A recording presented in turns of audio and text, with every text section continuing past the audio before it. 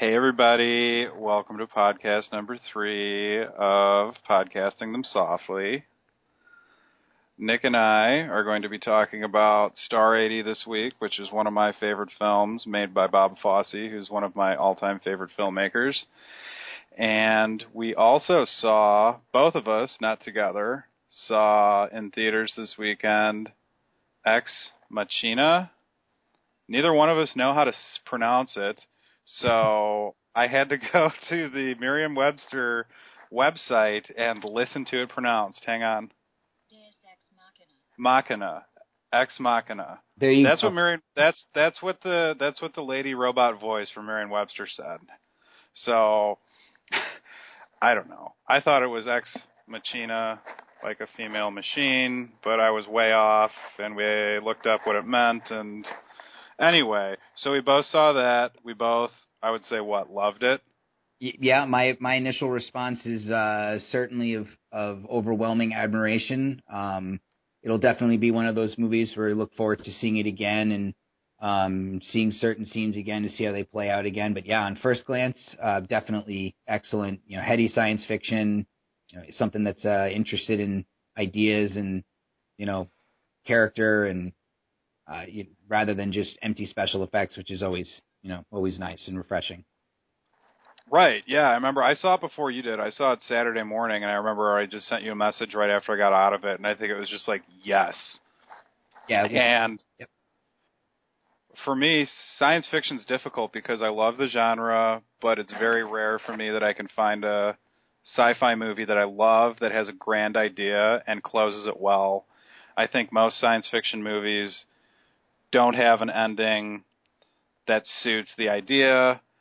But this film, I loved it. To me, it was a fuse between Blade Runner and The Island of Dr. Moreau, where you have this isolated setting with 4 characters, and you have Oscar Isaac, who's this genius. That what did he do? What was he? He made a search engine that's like he essentially created Google, right? Yeah. He created Google when he was like 13, or he wrote the code for it when he was 13, and he is in his almost 40. I don't know how old Oscar Isaac is, but I'd imagine he's supposed to be in his mid to late 30s in the film. Essentially, what he does is he creates AI, the first AI for this movie, and it's walking, it's living, it's breathing, and he has Domhnall Gleeson, right? That's his name? Yeah, Brendan Gleeson's son. Brendan Gleeson's son. Both of them are going to be in Star Wars, which was another huge reason why I was excited to see this movie, the new Star Wars movie. And Oscar Isaac brings Gleeson to his compound, this weird little, I don't know, it's almost like a bunker. It's like a bunker, right? Was it in Alaska? I imagine so. It's like somewhere like rural and beautiful. And with also glaciers that you could observe the pollution. I love the little. Did you notice the subtle? My dad pointed out to me.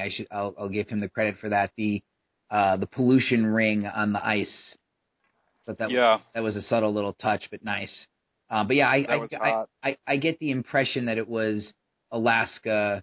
Somewhere within the United States, because he's American. He's a British actor with an American accent, so. They never tell you where he's from, right? I think he's from New York. New York? Oh, yeah, that's right. They say Staten Island. Yeah, they say Staten Island. Yep. So he's in New York, and Isaac is living out in the middle of nowhere alone in his little compound. Yeah. And Isaac brings Gleeson there, and Gleeson works for Isaac's company, and he brings Gleeson there to test his new AI. And to see if it passes the test where Gleeson can't really tell if the AI is, or begins to forget that it's AI and it's actually human. And the film's broken down into quote unquote 7 sessions with Ava. Yes. Which is the AI. And the movie just frantically builds to this isolation and paranoia to where you don't know what the characters' motivations are. to where in one scene you think Oscar Isaac's the bad guy, and then 3 scenes later you think the AI is the bad guy, and it just kind of blends everything together. And I really loved it, and I felt very claustrophobic watching it, and I felt like paranoia while I was watching it. I really enjoyed it, and I really enjoyed Oscar Isaac. That guy has just been hitting it hard lately. I can't think of anything that I've seen him in where I wasn't like, wow, this guy is incredible.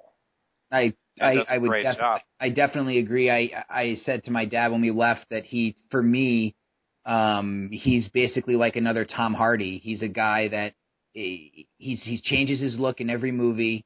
To think that Oscar Isaac, the shaved head and the big bushy beard in this movie, I loved it. To go from Llewyn Davis to Abel in Most Violent Year, and then to this, and then and other things before Inside Llewyn Davis.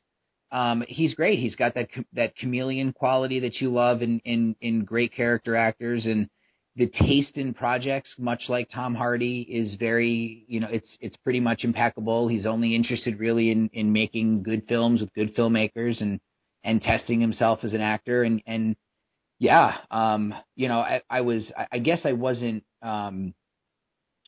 surprised so much to be blown away by him because he's been so good of late.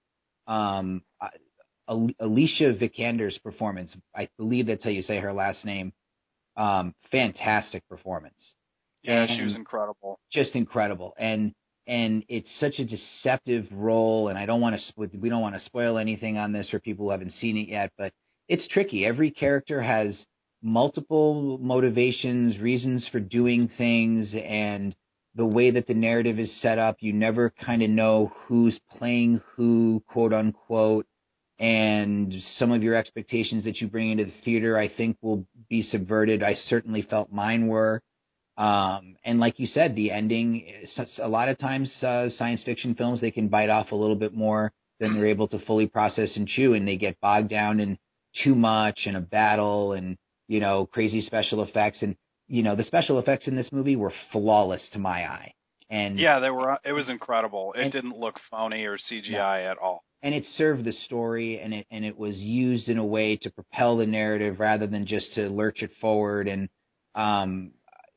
this movie couldn't have cost a lot of money because it's quote unquote this is another I thought this was interesting. This was an A24 production, the same company that put out Under the Skin and The Rover and Spring Breakers, and some of the more recent, very interesting movies coming out, But this one had the backing of Universal International or something. I noticed the Universal logo in front. So this one's going to have, I think, a better reach with people for that young company. A24 also produced While We're Young, the movie I saw last week. So they've got their hands in quality, and they want to work with interesting filmmakers. It's clear.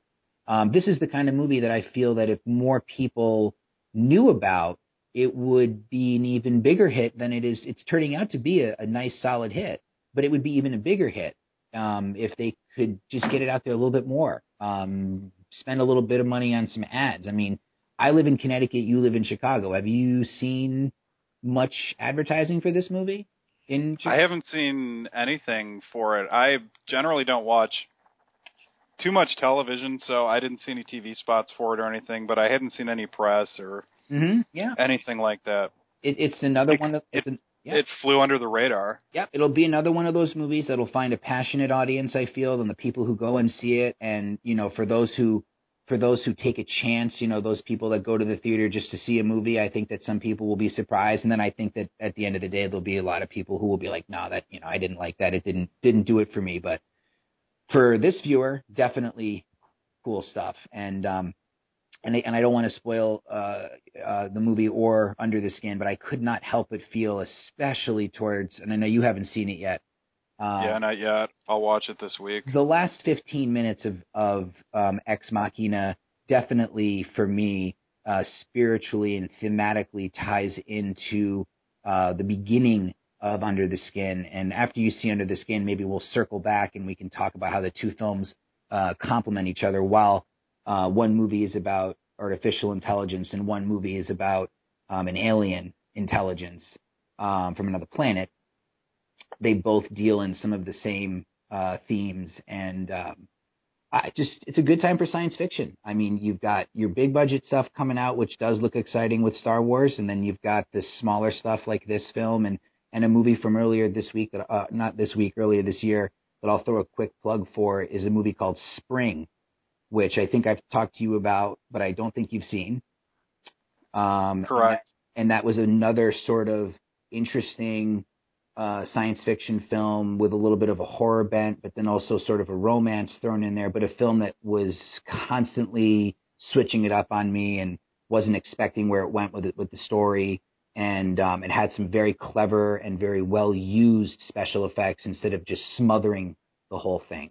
So, it like I said, it's a good time for science fiction. There's some really good stuff on the horizon, I think, coming out. And hopefully they all have sort of a good ending, like you said, because it is tough to nail an ending to a sci-fi movie. Well, I know Star Wars will, so we're good there. Well, at least for them, they've got how many movies are mapped out?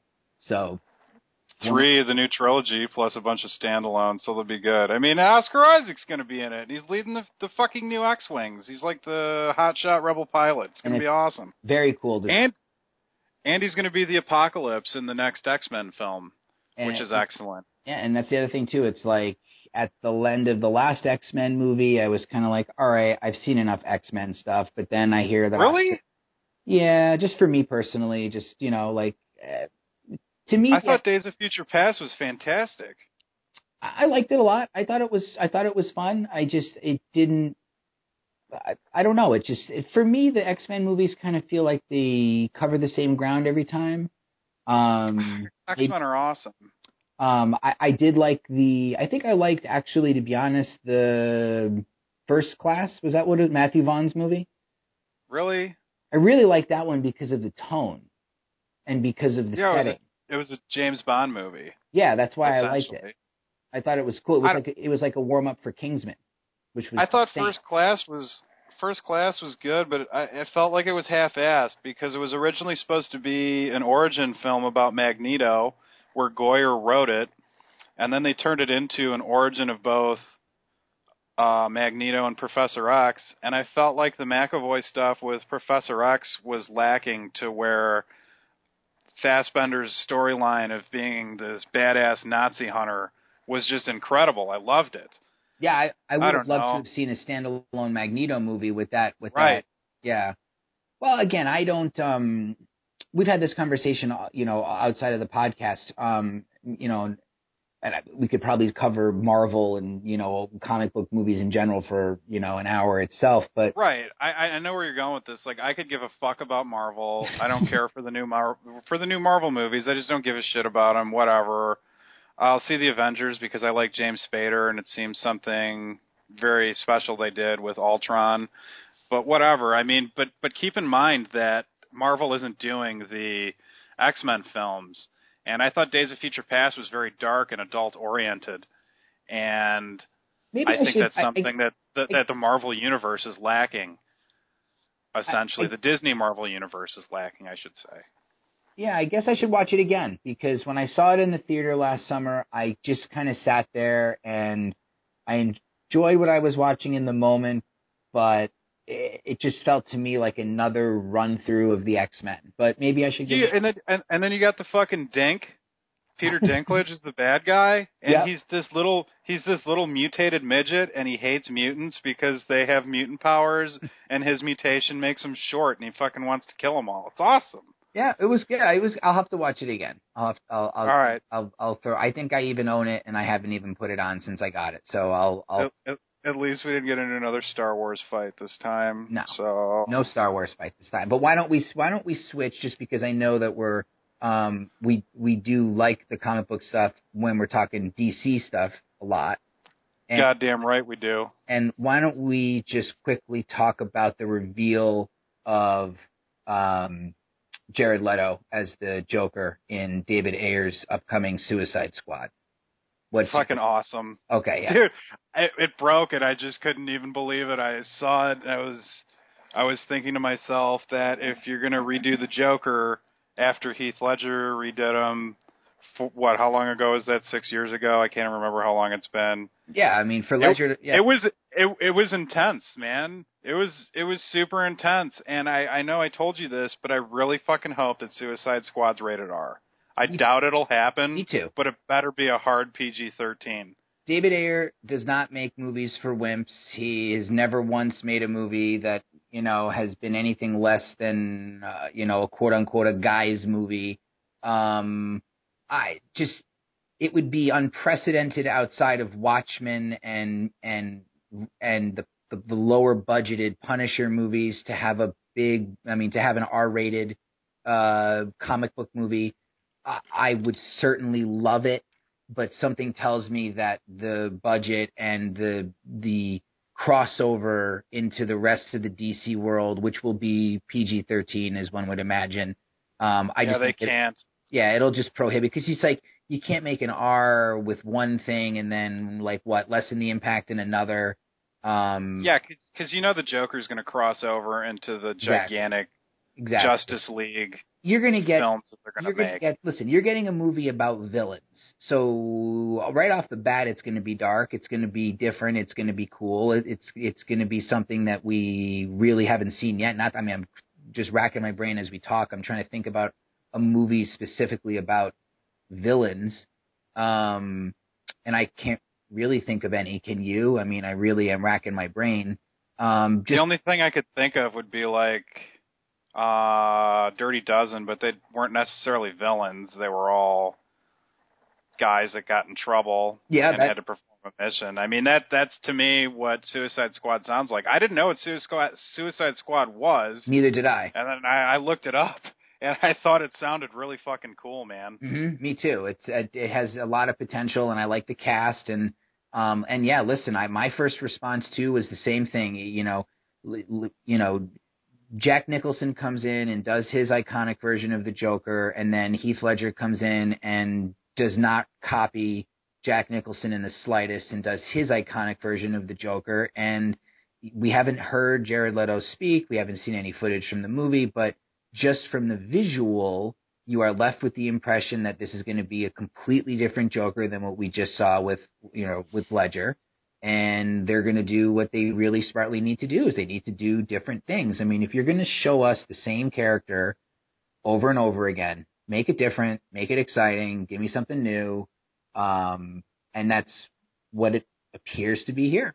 And it appears to be in keeping with the realistic, sort of dark and, downtrodden mood that Nolan kicked off with his trilogy, in which, Zack Snyder partially brought to Man of Steel. This new one looks by nature, sequels are darker. You can tell that this one's going to be, Yeah. You can tell this is going to be one of the darker superhero movies that gets made.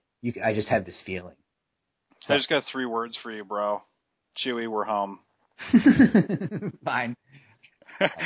All right. Anyway, no, I'm with you. I'm with you 100%. I agree with you 100%. Whatever. And anyway, we'll talk further about it when we see a trailer and we get to see more. So, but wow, let's. Why don't you introduce our featured movie for the week? Because I know that it was something that you turned me on to. Goddamn right. This week, we are going to be discussing Star 80, which was Bob Fosse's final film.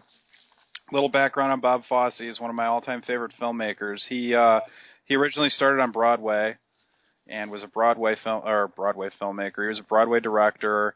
He brought the revival of Chicago onto Broadway, which was probably the biggest thing he did on Broadway, on stage. And then he crossed over to film and did Cabaret, which I have yet to see, and I know that's bad because that's a film most people have seen, yet I haven't. I own it though, so there's the first step. Fosse won Best Director over Coppola for Cabaret, I want to say, for the Oscars. When Godfather swept everything, but Fosse won Director. Think I'm right? And Joel Grey won Best Supporting Actor. Yep. Liza Minnelli won Best Actress.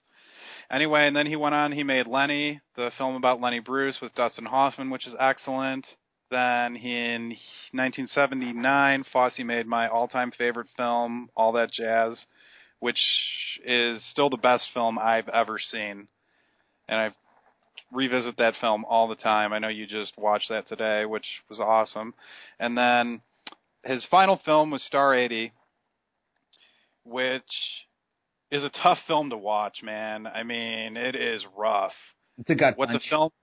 It is. What the film is about is it tells the story of Dorothy Stratton, who was a Playboy playmate, and how she was... It essentially shows her life and her naivete towards men, I guess you could say. To the world and men, yeah. To the world, and how she was completely taken advantage of, and her life was essentially taken over by Paul Snider, who, quote-unquote, discovered her at a Dairy Queen in Vancouver, who is played by Eric Roberts, and he eventually kills her, which we didn't spoil anything by saying that because you know from the opening scene of the film what happens. And it's a true story rooted in, reality, much like I couldn't help but see the parallels to last year's Foxcatcher in a lot of ways. Just sort of the inevitability of impending death. And I know that I never thought of that or put that together, but when you told me that right after you watched Star 80, I couldn't help but agree with you. I think those two films are very similar, and I like how you put it, impending doom or sudden death. Yeah. That it's like this manifest destiny of this is what happened. I don't know. It's just. Well, it's a scary film because it's the inescapability. It's just perfect. You know that this terrible thing is going to happen, and the way that he cleanly tells the story, and what I mean by that is just he doesn't get bogged down in too much other than what you need in this particular story to tell it. There's really not one wasted scene. There's no superfluous moments. There's zero filler. Zero. And the framing device of the movie, with having the faux interview style, where people are being, they're being asked about Paul and Dorothy and the relationship, and those interviews and the information from those interviews are sort of guiding the story along. That was awesome, and I don't know at the time there was probably other movies that did that, but I don't know how many were doing that. He did that with Lenny. Well, yeah, with Lenny. I'm just trying to think about if it was super popular the way that non-linear storytelling got so popular within the last 20 years. It's like every movie or TV show is told in some sort of extra fashion. I really enjoyed the way that it was structured, and it sort of reminded me of Bernie, another movie about a real life crime that Richard Linklater did. Super underrated. I don't know if you've seen it. I forget. We talk a lot about. I have, yeah. I loved it. Yeah, and I liked how just to butt in real quick. I liked how Nolan used that Interstellar as well, where he opens the film with the documentaries or the. Mm-hmm. Oh yeah, and the recounts. Yeah, I was just watching Interstellar last night, and you're absolutely right. Yeah, it's interesting how Fosse frames this film. Mariel Hemingway, who plays Dorothy Stratton to a T. I don't know if you know what Dorothy Stratton looked like in real life, but I mean, Mariel Hemingway is dead on. And the story is about her. She's the star, essentially. She gets top billing, but it's told through not Eric Roberts' character's point of view, but I would say he's definitely the main character. Yeah, definitely. I think he's the lead, even though it follows Dorothy's life. You're following Dorothy's life through Paul Snider's perspective. Yeah, and through his ultimate manipulation of her as a person. I mean, once they meet and once their orbits collide, if you will, there's no helping her. I mean, almost every decision that she makes as a person up to a certain point is dictated and guided by Paul Snider. And even the other male characters in the film, Cliff Robertson plays Hugh Hefner, which I think he does a fascinating job. He doesn't necessarily look like Hugh Hefner, but I believe it's Hugh Hefner when I'm watching the film. I always like Cliff Robertson too, so Me too. that helps. But you kind of see how Hugh Hefner manipulates her in a way where he really doesn't care about her. He just wants to sell her tits in a magazine and stuff like that. And then Roger Rees plays the fictionalized Peter Bogdanovich, who Dorothy Stratton made a film with, and I almost think he's as bad as Snyder is, the way he's portrayed in the film. He's more subtle with his approach. He's not over the top and dramatic, but he's definitely conniving. I mean, did you get that feeling too, or did you think he actually cared about her? No, I got the impression that he was it's interesting that they use Hugh Hefner's name, right? And as far as right, and Hugh Hefner actually sued. Yeah, he was pissed and sued, and they didn't They just figured we can't use Bogdanovich's name because he'll really sue us because I don't know. Why? I don't know. See, I don't know what the deal is. Here's the thing, though, and I have a hard time trying to find the validity of it, but there's this rumored love triangle that happened in real life between Bob Fosse, Dorothy Stratton, and Hugh Hefner. And I don't know if it's true or not.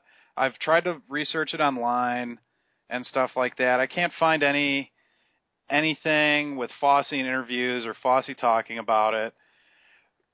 But I know that Fosse and Hefner were friends at one point in Fosse's life, and I don't know if this Dorothy Stratton thing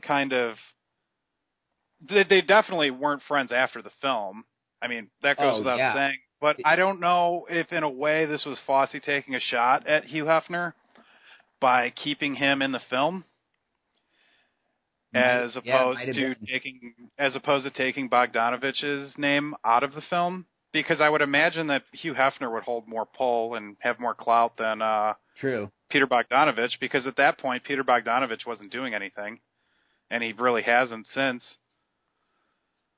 Yeah. So I don't know. It's interesting. I would have to imagine that both Hefner and Bogdanovich were not impressed with how they were portrayed. Bogdanovich is, how he's portrayed through that fake filmmaker is of a guy who's blown away by someone's external beauty and basically wants to keep her as a pet. And at least that's how I saw it for the most part. I mean, maybe he did love her. You never know what happens between two people. But when you are... See, it's the movie also makes a lot of comments about beauty and about the female image and the form and the body and about how men instinctively respond to overwhelming beauty and how overwhelming beauty can just be too much for some people, which clearly was a major problem for this Paul Snyder guy. I mean, this guy had multiple issues, but one of the issues was that after he did what he wanted to do, which was to get this lady found and discovered and make her a star, he starts to realize, this woman is a fox and guys do want to sleep with her and I'm going to be challenged at every point. And those are the things that he wasn't thinking about when he just walked into that Dairy Queen and saw this gorgeous woman. Do you think that's it, or do you think that Snyder wanted to be famous? Oh, well, and Snyder wanted to propel himself with her. Like, he gets the license plate Star 80 on their car with the money that she brought in. He was ready to use her name to open a thing at gyms. What, nightclubs or something? Yeah, gyms, that's what it was. And Bogdanovich is like, don't do it. It's going to, we don't want to have your name on a gym. And no, I agree with you there. The false sense of superiority and the sort of... there's a quality actually to this movie that also is shared with Martin Scorsese's The King of Comedy, in that people are people are so deluded into thinking that they're a star and they should be famous when they have no reason to be famous. They don't have any talent. They're just a schmuck who either gets lucky or does something bad or transgressive to make them famous. All of those two movies sort of feed into the, emergence of reality television and making people a star for, utter stupidity like a Kardashian or something. So it's a deceptively layered film because you're sort of just like, it's a cut and dry crime film. This guy is, he finds this woman, he kills her, his mental unraveling and everything. But when you boil it down under the surface, the movie is exploring multiple things. Right. And right. And a terrifying aspect of this film is, due to the fact that it's told through Paul Snider's perspective, is the fact that you can begin to identify with him towards the end of the film, where everything unravels and he just becomes this emotional ball that has just lost control of his pet, so to speak, yep. Dorothy. It's terrifying because I watch the film and I watch Eric Roberts and you start to identify with him, and it just makes you feel uneasy and uncomfortable. And it's a lot like, in a way, Taxi Driver, where, well, they're two different films, but I do, like when I watch Taxi Driver, I feel uncomfortable and uneasy because I identify with Travis Bickle. It's like, I don't want to identify with Travis Bickle, but Scorsese gives you no choice to. Kind of like with Fosse. Fosse gives, I mean, you can identify with with Dorothy and stuff like that. That's fine. But you get put into these situations throughout the film, Star 80, where Fosse is just essentially making you identify with Paul Snider, and it's terrible. Yeah, and it's one of those things too that we were talking before about how Fosse's work obviously inspired multiple filmmakers, but a clear influence, at least that I felt, was on Boogie Nights and on Paul Thomas Anderson, and sort of the comparisons between aspects of Paul Snider to Dirk Diggler's character, the visual reference of him in the mirror flexing and Paul Snider flexing, that I just have to believe that that's Paul Thomas Anderson giving a shout out to the movie, and maybe there was another inspiration as well for that bit towards the beginning of Boogie Nights, but there was just a lot of stuff that felt the Snider character is so clearly Eric Roberts' best performance, and we're going to get into his top 5, but and I probably gave away my my top pick there, but it's a sensational performance, and he's playing this guy that just towards the last half hour of the movie is unraveling at such a rate, and the last 15 minutes are stomach churning. It's terrible. Like the moment he walks into his, it's when she goes to his place right at the end. Yeah, she goes to their house where she wants to awful. get him to sign the divorce papers. And you just watch him, and he's just, the movements he makes, and the eye contact, and just a truly unnerving piece of acting. And I was 3 years old when this movie came out, so and I've just seen it last week for the first time, so it's not like I didn't grow up with Eric Roberts per se. I sort of came to him after he had done some of his really iconic work. To see him that young and thin and with the mustache, and just, if that performance comes out now, he gets nominated for an Oscar. How is that? Goddamn right. Oh, and again, I hate to always use the Oscar as the mark of greatness. As a barometer, right. Yeah, but that's what we do in this society. How does that performance not win every award the year that it comes out? I know, it's bullshit. At least the Golden Globes nominated him. That doesn't say much, but at the very least, at least the Globes nominated him. I can't believe, because, also take into consideration that Fosse kind of, he kind of thumbed everybody's nose and everything, especially Hollywood and stuff like that, especially with all that jazz, but at the same time, all that jazz was nominated up the ass for everything. Yeah. But at the same time, I don't know. I don't know what the deal was with that. It's incredible, because you're watching Eric Roberts in this film, and the first 2 acts of the film, he's like this over-the-top, campy sleazeball. Yeah, he's like the pimp. It's right, and it's enjoyable on like this somewhat comedic comedic way. Yeah. But then the third act of the film comes where he takes this complete turn into this terrifying person, and you're just like, oh, fuck. But throughout the entire film, Fosse's reminding you what Snyder is. Through the opening scene takes place after the murder, where he's covered in blood, and he's very Iago-esque from Othello, where the film's told with these cut-ins of the end of the film, where Snyder's covered in blood and he's talking to himself, and he's giving these like little soliloquies of his inner feelings, and he's just spitting them out, and it's just a very vicious and raw performance. I can't say enough about it.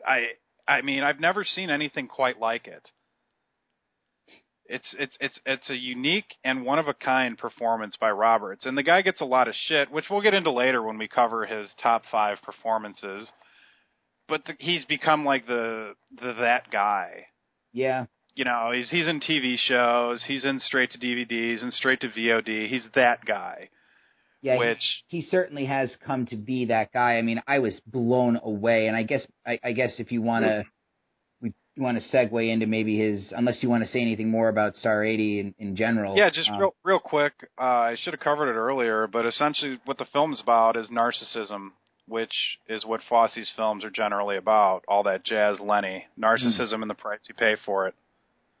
I think that's his major theme. Absolutely. The dark side of celebrity. Or of fame, what fame does to people, what celebrity does to people. Lenny, all that jazz and Star 80 encompass that greatly. Absolutely, and literally starting this podcast on almost immediately on the heels of finishing all that jazz. You're totally right. I mean, Fosse was clearly a guy who had a bitter angle to him, and he was a guy that had a cynical edge, and he wanted everybody to know it, and he didn't really care. And yeah, Bob Fosse could give zero fucks. Exactly. So that's why I love him as a filmmaker, because he doesn't give a fuck and he's not going to shy away from anything. And it's amazing because because I've seen bits and pieces of Cabaret. I have popped it in the Netflix queue and I will be seeing it soon. I've seen Lenny, I've seen now All That Jazz, and obviously Star 80, and the influences that this man had through 3 movies. They just feel very wide. It feels to me that so many filmmakers, Scorsese, Paul Thomas Anderson, I'm sure you could make a list of it. I don't know. It feels like he was just an incredibly influential filmmaker who only made 4 movies. And, right. And I mean, and I wanted to throw this one out there too. Scorsese's movie Casino, which turns 20 this year, which I still can't believe is hitting 20th anniversary. The Lester Diamond character, James Woods playing the pimp who, discovers Sharon Stone, if you will. While that is a subplot, of the film, the Lester Diamond character, Paul Snyder and Lester Diamond were basically brothers. I mean, I don't know I know that I agree with you. I think yeah. Lester Diamond was the Lester Diamond character, whether or not that was his real name. These movies are based on real people. My guess is that Scorsese just might have said, "Hey, let's Paul Snyder up this role a bit." I don't know. We'll get James Woods to play him, because James Woods always plays the fucking sleazy guy. Of course, it's awesome. I mean, who better to play a sleazy pimp in 1990? Shooting that movie in '94. Who better to play a sleazy pimp? So I just couldn't help but feel that there was some sort of like indirect correlation, a visual inspiration for the 2 pimp characters, but. They have the sleazy mustache, the sleazy mustache, sleazy 70s clothes. It's perfect. Manipulating people, talking to them, I'm going to do this, I'm going to do that, the whole thing. So, absolutely, I just Star 80 really surprised me. It was just one of those films. I feel like I've basically been the last month. I feel like I've just been watching one movie after another that slipped by me for whatever reason as I was growing up, and I'm just getting a chance to see all this great stuff, and this one was no exception. But yeah, I think why don't you want to kick it off with your Eric Roberts? Yeah, we're gonna do our 2 actors this week that we're doing the top 5 performances of is Eric Roberts and Ellen Barkin, and we're gonna start with Eric Roberts, and we're actually gonna go in descending order this time, which we will from now on. I don't know why we didn't do that before. I guess I just thought of a top 5 list, like top 10 list, where you just name the first one. But anyway, I guess this builds more suspense. My number 5 for Eric Roberts is a tie. You've done one tie, almost two ties. So I figure I'll do a tie. My first one for number 5 is the Cable Guy. Mm-hmm. His cameo in Cable Guy. And I had to put that in there because I love the Cable Guy.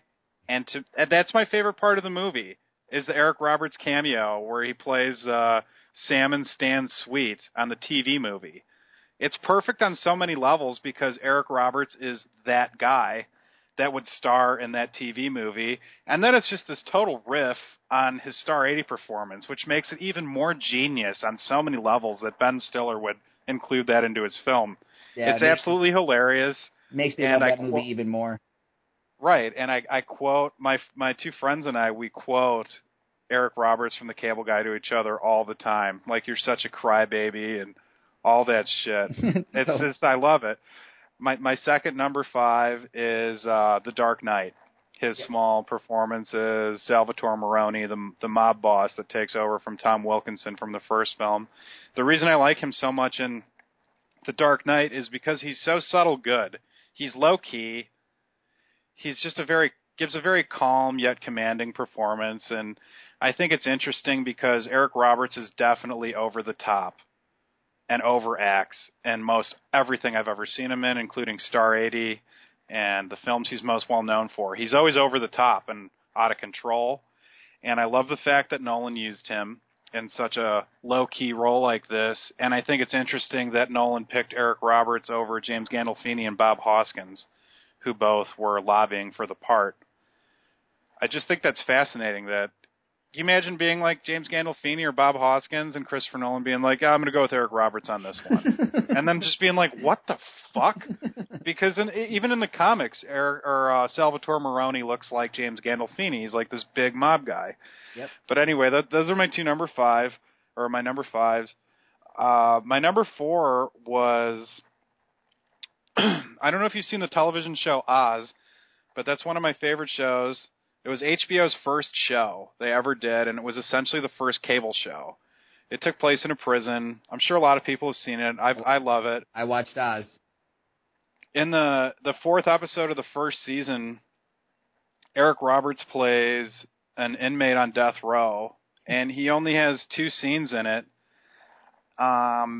But in the course of the show, in the 4th episode of the first season, capital punishment's brought back into California, and one of the characters from the show is going to be the first inmate executed in the state of California in like 30-some years. And Eric Roberts plays the guy that's in the cell next to him, and he's this hillbilly from down south that's this serial rapist and murderer, and he's just so disgusting and out of control in it.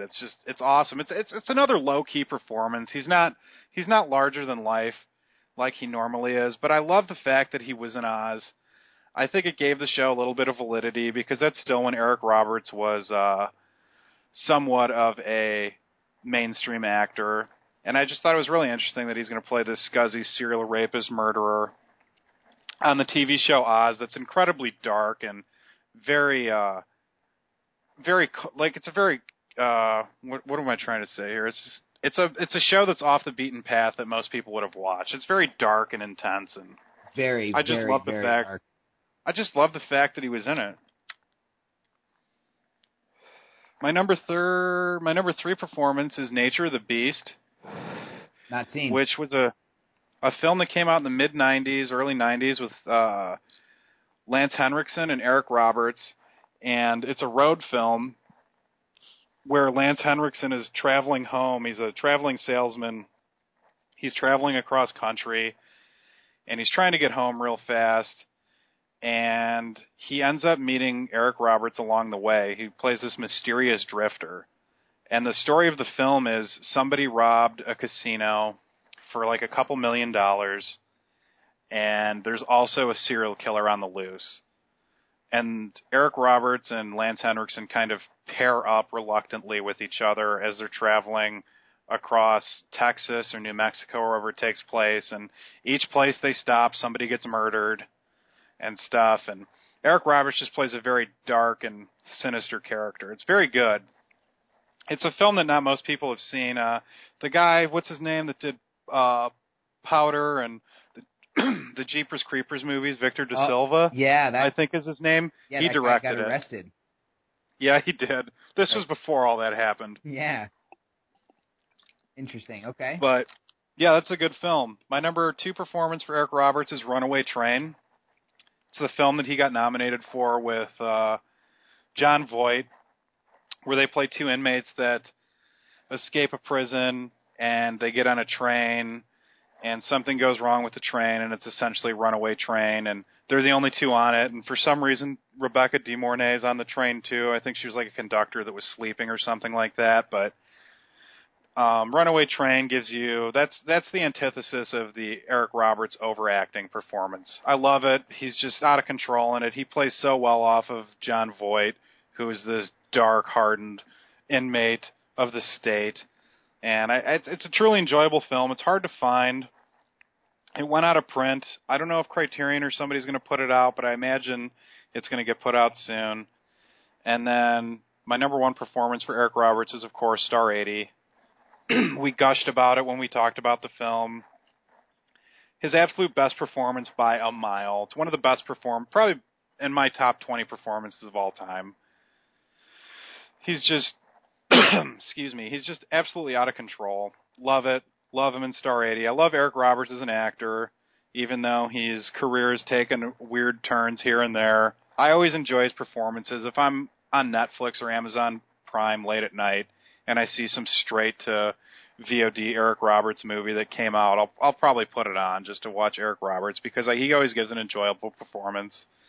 I'd like to give some honorable mentions for Pope of Greenwich Village, Best of the Best, Best of the Best 2, The Specialist, The Expendables, Inherent Vice, Gypsy Kings. The guy is in a lot of shit, and he's consistently busy with coming out with a bunch of movies, but when he's on, he's on. And I've always loved Eric Roberts, so I want to hear your top 10 or top 5 so we can argue about him. Just kidding. Well, number 5 was a direct match for you. I gave a tie for The Cable Guy for his nice. For his cameo there, and then for more or less his cameo in The Dark Knight, which I will also say is what I remember. He has his legs broken in a rather painful manner. Yep. And I just will always remember how he's dropped in that film.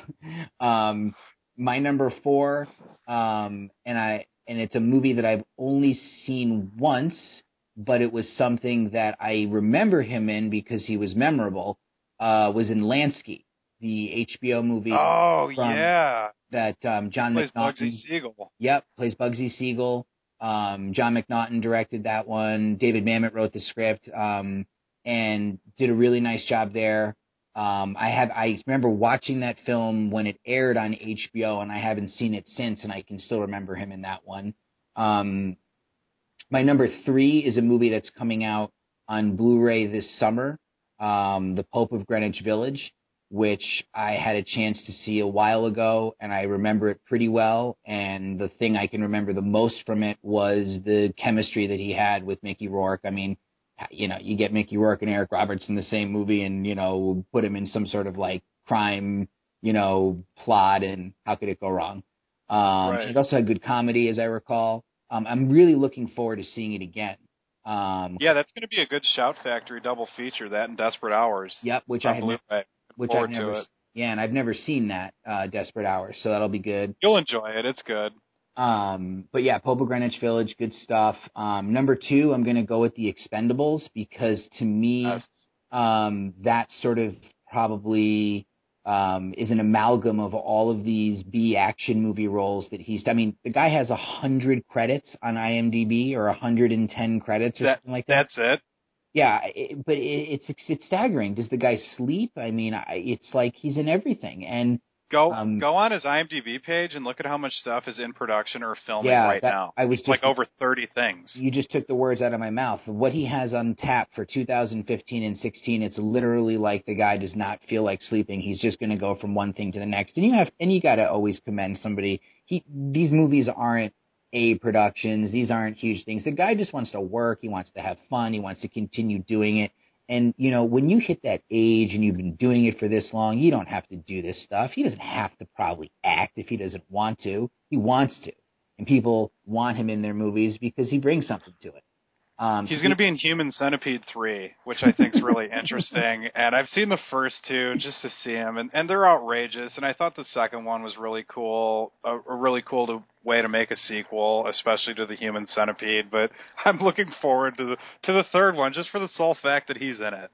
Yeah, I kind of want to check that out. I definitely did not see either the first two, so I'm not sure if I'm going to end up seeing this one as to start. But it is. You're not really missing much. I don't think that I am. But I just thought he brought Stallone wanted him to play the ultimate B movie bad guy in The Expendables, and guess what? He was the ultimate B movie bad guy in The Expendables. Yeah, he's awesome in Expendables. So I got to go with that number 2, and then clearly number 1 by a long shot was Star 80. It was a performance that really just grabs you by the throat from the moment the movie starts. It doesn't let up, and it's just one of those performances I just never saw that coming from an actor. Again, not growing up with him, and being a little kid in the 80s and discovering these movies now.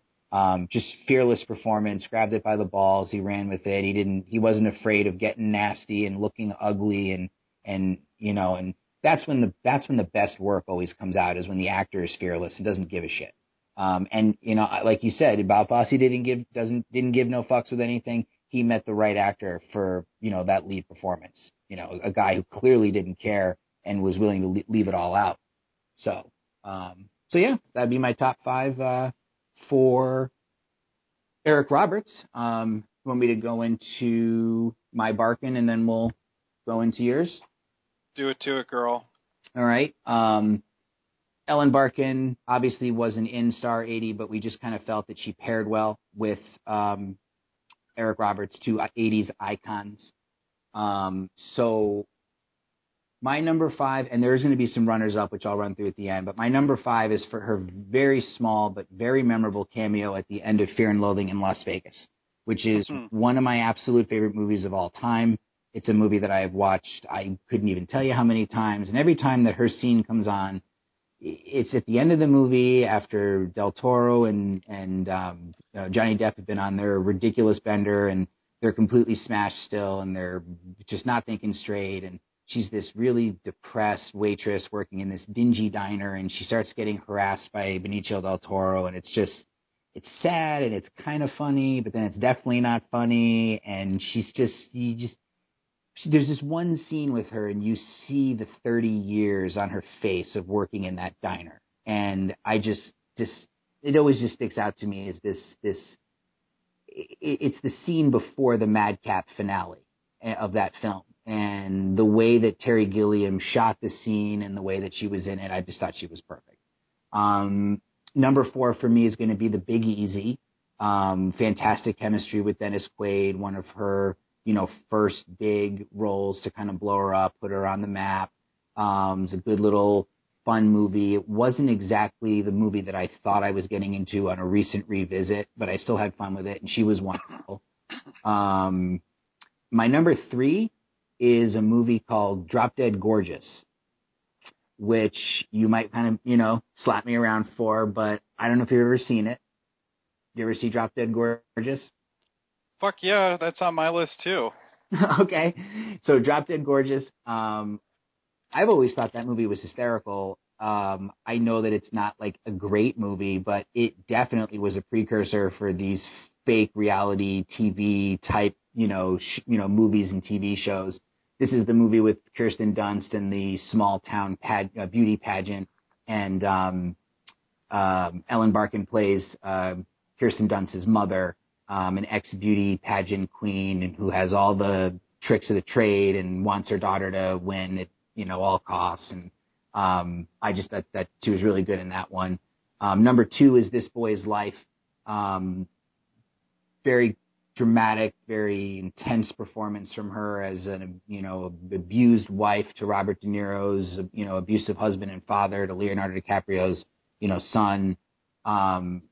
An impassioned performance. Michael Caton Jones made some very interesting movies there for a little while before he kind of fizzled out, and I think that was probably one of his best movies, if not his best film.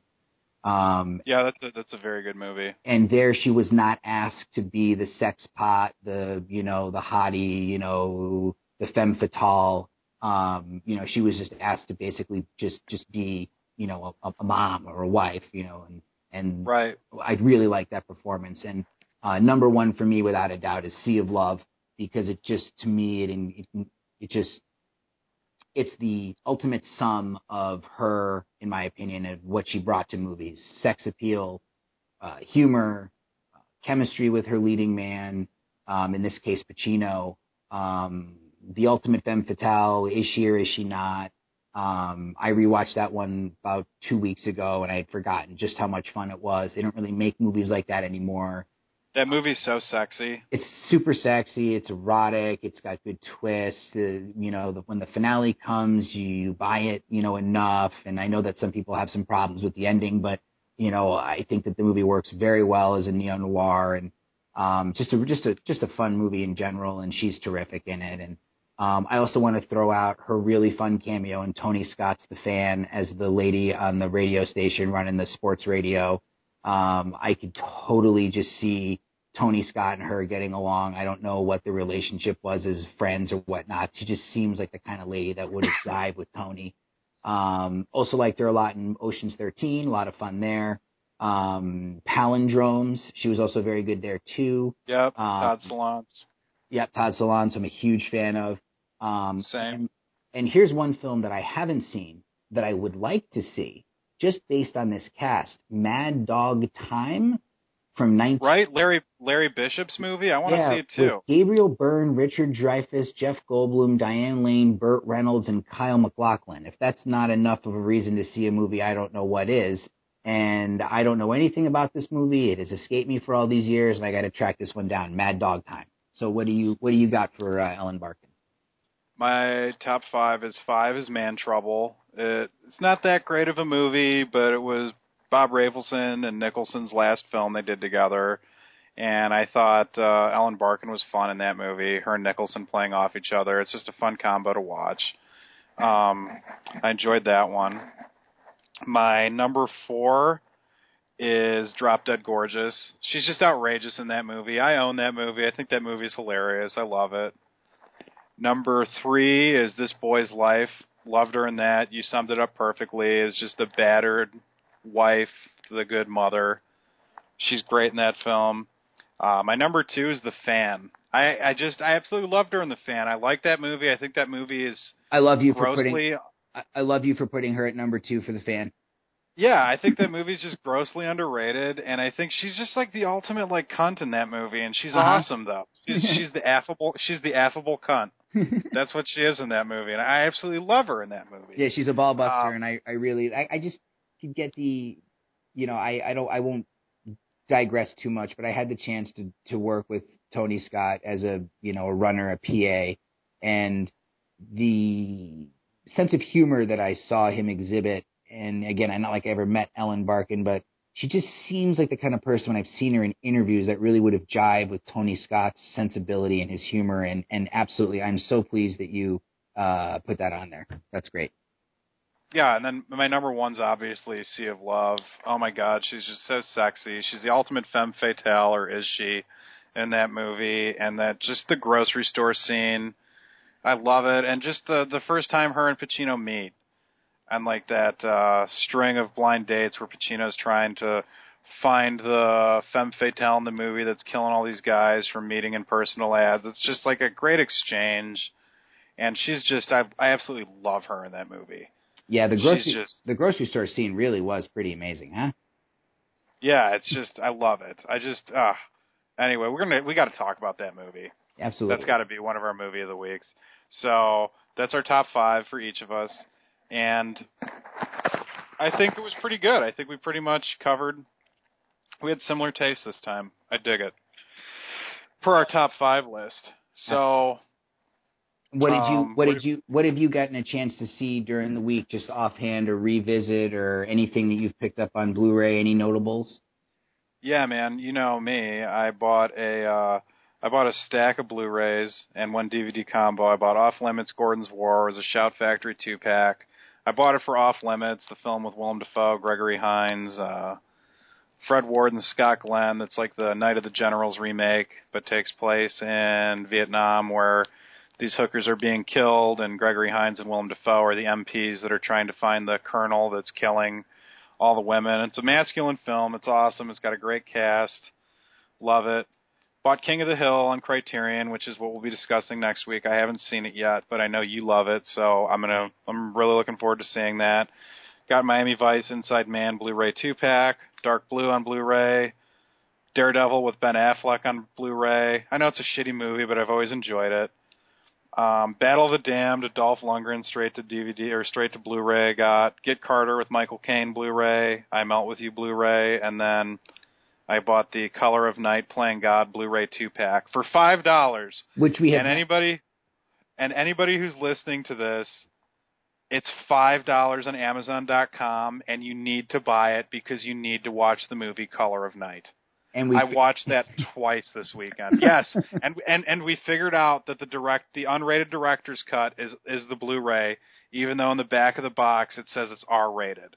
Paul Rowlands, Money and Delight, Nick and myself all figured out that this is the director's cut. So everybody, just buy it for $5. The movie's absurd and it's obnoxious, and I just want to talk about this movie for an hour.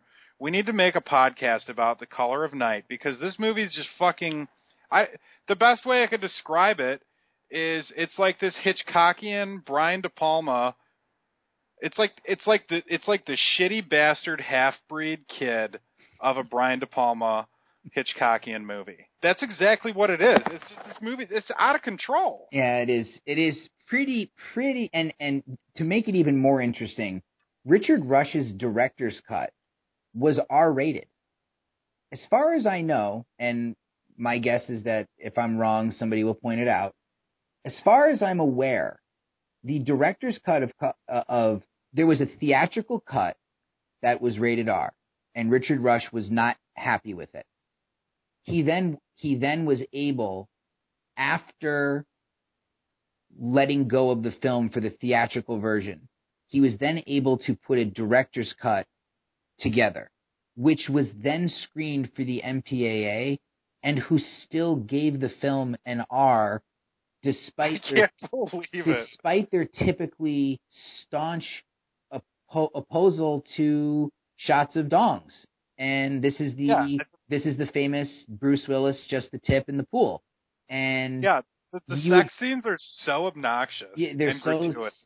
Erotic and sleazy, and just Jane Marsh, in the early mid '90s. I mean, God. I mean, not much else. Come on.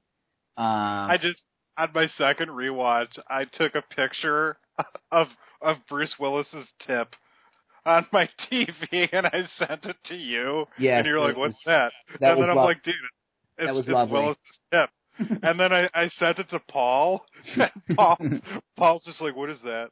And I'm like, "It's Willis's tip." And he's just like, "Geez, man."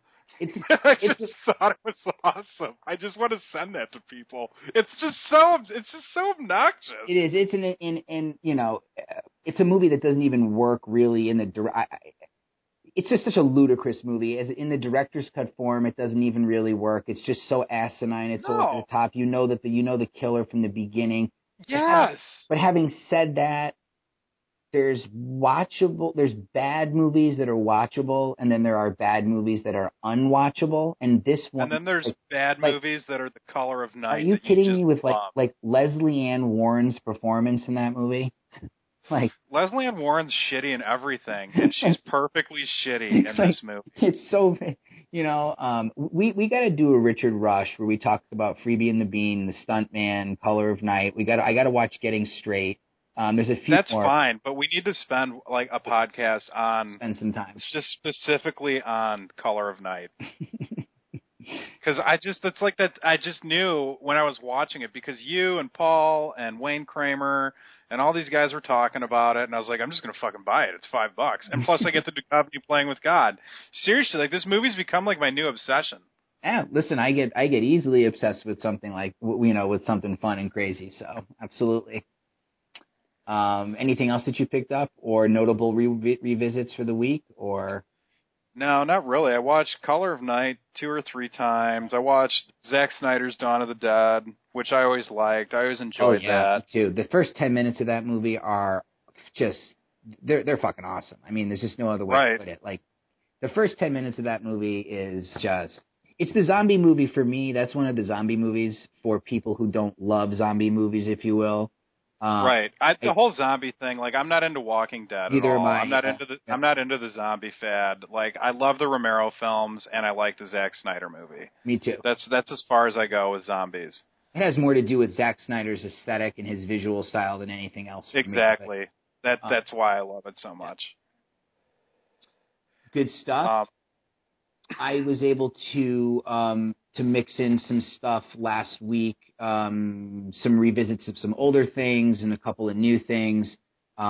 Really enjoyed, and I saw it on DVD, and there is a Blu-ray, I believe, in the works coming out at some point soon for Who'll Stop the Rain, Carl Reese's film from 1978 with Nick Nolte. Yeah, Twilight Time's going to put it out. Okay. That's when I'm going to get it. Yep. Just a fantastic film that would just never get made in this day and age. I mean, it's a chase movie, it's a romance, it's anti-war, it's an action picture that kicks ass, it's a drug and addiction drama. It was just that, again, being a child of the 80s and, some of these movies flying over my head and never getting into them, just really impressed on every level with it. I want to see it again. Nick Nolte in his first real dramatic role. This is right after he did The Deep, and this is not The Deep. The Deep is, a fun, sort of just kitschy, crappy kind of thing. I mean, it is what it is. It's fun, but it's not Who'll Stop the Rain. And I think that just people had to have been impressed with Nolte, and if it didn't happen right away, then it certainly would happen later on in his career, but just a really good film. Another one from the early 90s, which I finally caught up with, really saw for the first time, if you will, was Rush, which was directed by Lily Finney Zanuck. It's just unbelievable to think that she would have only directed one movie, and it would have been something that was that good. Great undercover cop movie, Jason Patric and Jennifer Jason Leigh. It's all about these two cops. Greg Allman, love it. Yeah, Greg Allman is the bad guy, just quietly menacing, doesn't say much, and is just so nasty. Powerhouse of an ending, just a fantastic ending to that movie. I really enjoyed it a lot. It was a film that I saw a long time ago. I had no memory of it. And it makes the casting of Jason Patric in Narc even more inspired. It sort of feels like a continuation of sorts of that theme and that character, and just despite both films having nothing to do with one another, I just couldn't help but feel that Carnahan really he knew what he was doing there by casting Jason Patric. Also had a chance to watch a movie that I think is just so stylish, and I just sort of can't. I know that it's not my favorite movie, and I know that it's not perfect, but a movie that came out in the late 90s called In Dreams, which is not on Blu-ray yet, and when it does come out on Blu-ray, it will look absolutely gorgeous. This is a Neil Jordan serial killer thriller, which is just one shot after another of Darius Kanji gorgeousness. The opening of that movie is still one of the most visually arresting things that I have seen in any movie. I think we talked about this when this one escaped you. You haven't seen this one in Dreams? No, I love Neil Jordan, and I just didn't care for In Dreams. I hadn't seen it for a while. It's probably been like 10 years since I've seen it, so I'll revisit it. It's worth a revisit. Due to your write-up. It's cool. I just didn't dig it. It's a weird movie. It's got an interesting tone. It's kind of a hyperventilating movie, and that Benning is very wired in it. I don't even know what that means, but now I want to rewatch it because it's a hyperventilating movie. Well, that's awesome. There's just a lot of scenes of very frantic emotions, and people are sort of high strung, and she's not mentally fit in that film, and Robert Downey Jr. Gives this sort of really weird performance as the maybe killer. It's just a really weird film, but just visually, I'm so enamored when a filmmaker has a distinct vision for something and they just grab you right away. And the opening of that film is so cool. They show you how a town is turned into a dam. I don't know if you remember it, but you watch the flooding of this small New England town, and it's just so creepy and unique and weird. And I've never seen something like that. And it's always one of those movies that it's not my favorite movie, but it's always stuck out in my head as this film that was just weird and cool in a way that not many other movies are. And I'm just trying to think about what else. I mean, that's kind of it. There's a lot of Blu-rays coming out over the next few weeks, which is exciting. Got Inherent Vice coming out this week, which is going to be great. A great rewatch there. Very excited about that. Yeah, I'm just going to buy that. Yep. I built up some PayPal money in my PayPal account, and I'm going to buy a region-free Blu-ray player, and then my life's going to be just fucking over. Because I know you just got a region-free Blu-ray player, and I'm going to hit Amazon UK hard. Yeah, that was how I was going to sort of close it out, is that I finally... Oh, sorry. No, it's fine. Finally pulled the trigger and got the region-free player. I haven't set it up yet. But the first batch of UK Amazon purchases are on their way across the pond, and I'm very anxious to check those out and get into the whole purchasing of movies that for some reason refuse to be released here. That's so fucked up how that happens. Why are there? I just don't understand the whole region thing. I don't get it. Never understood it myself. I don't quite understand why you would make a movie like Strange Days available in Germany only or something when there's plenty of people in America who would spend $20 on it. It's never made any sense to me. Look what our lives have come to. We're buying region-free Blu-ray players so we can buy movies that are only released on Blu-ray in Europe. Exactly. Because for some reason they're not here. Exactly. Thanks, society. It's all Obama's fault. Thanks, Fox. But yeah, no, very excited to increase the collection even more. And yes, as you said, Amazon UK is going to be the end of me. So I'll just leave it at that for the moment. Right. Well, to close things out, I just finished my first draft on my novella or novel. I don't know what it is yet, but I let Nick read it, and you gave me some valuable feedback. I've let a few other people read it. Gary Young has read some of it, and he gave me tremendous feedback. So just, dear listeners, I'm going to be pumping this thing once I actually get it published, which I hope to by midsummer sometime. That would be excellent, because then I could give it to my friend as a wedding gift who's getting married at the end of August. How perfect of a wedding gift would that be? Yes, and having read it, it should definitely be a final remembrance of what it is like to not be married. There you go. And I would definitely say that it was a lot of fun to read, and I am looking forward to reading the final version. However, you do decide to finish it out after our conversations, but it was entertaining, and it reminded me, like I said, of of Hunter Thompson at times, and obviously the influence of Bukowski is all over it, and it's definitely one of those slices of life that I think that a lot of people will be able to relate to. So, yeah, I appreciate it, and you wrote up an excellent synopsis for me, which was perfect, and I could never have written something like that for it, and I really appreciate it. That was most excellent of you. My pleasure. It'll be fun. When it's published, it'll be fun to see it on the back of the book. Very cool. So, and next week we're going to dip into, in my opinion, one of easily Steven Soderbergh's most underrated movie outside of some of the more esoteric, small experimental movies that he did, like Bubble and Girlfriend Experience. But we're going to be looking at Steven Soderbergh's King of the Hill, which is a Depression-era set drama that not many people have seen. When you say King of the Hill, everybody thinks of the Fox TV show. Nobody thinks of the Steven Soderbergh movie. And in my opinion, that should be changed.